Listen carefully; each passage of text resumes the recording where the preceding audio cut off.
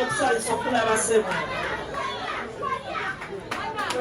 Bakadde bange mbadde mbagamba Honorable Nanungi njagala okubasaba nti kyekiseera mutuddize Buddu ku ntikko gye twali tumanyi.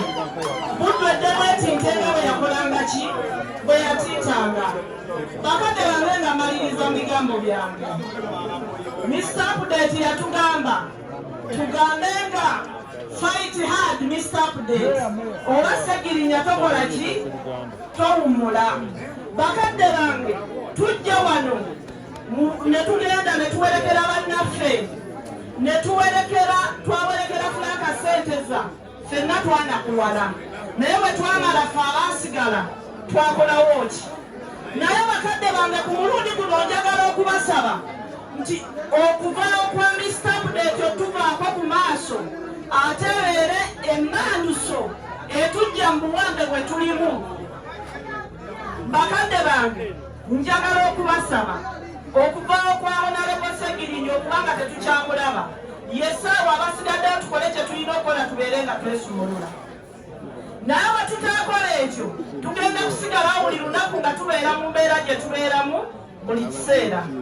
Bakadde baffe ffe Mawokota era embeera eri bwetyo naye tutunudde nnyo n'amaaso amoogi nti kubanga tuyayaana okulabako ku mulembe nga pulezidenti yafuga amagye Kyagulanyi Ssentamu ng'era yalina n'akatiba akakuba essente. N'olw'ensonga ezo njagala okubasaba oba maama oba mwana ng'oli waka ng'owezezza emyaka 16 tugende twewandiise. Eno yessaawa nga Honorable Aisha bw'agambye nti abakyala tuli 52%. Abakyala this time round twagala 52% block vote. N'olw'ensonga eyo mbasaba okwebeereramu era Mr. Update tukusaba ssebo towummula tutambule naawe ebeere emmanduso tukyuse eggwanga lino tugobe nakyemalira. Sigadde ndi Hajjati Aisha Nakirijja Mpigi District. Aja tuyanza nnyo tuyanze people power our power. Musooka muwulire bino.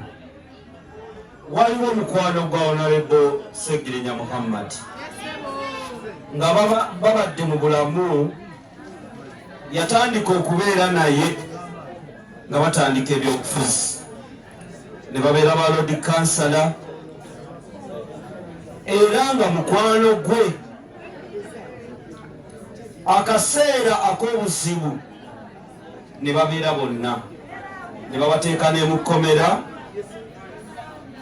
Njagala twanirize omubaka wa Makindye West Honorable Alan Sewanyana owa Bwimu. So omubaka tukwaniriza webale kutwegattako mu kaseera kano kampite Katikkiro w'ekika